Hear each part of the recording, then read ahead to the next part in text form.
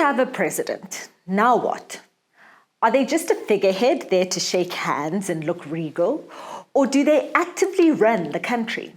The president, like most people in roles of management, has a lot of responsibility in appointing key players in running the country. The executive authority of the Republic of South Africa is vested in the president. This means that they are responsible for putting decisions and laws into effect, as well as being the commander-in-chief of the defense force. They need a team to carry out this mandate, and so the president shares that with a cabinet.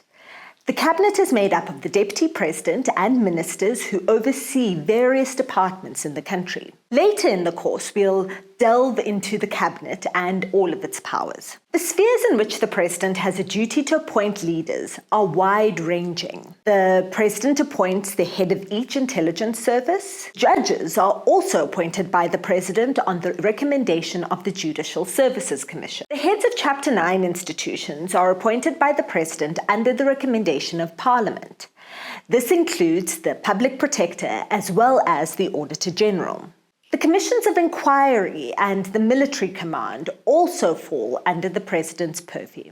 Besides hiring the who's who, the president must ratify the country's laws, signing off all legislation from Parliament. If a president thinks that a new law is unconstitutional, they can send it back to Parliament to be amended, or they can send it to the Constitutional Court to check constitutionality. And once happy, the president will sign it.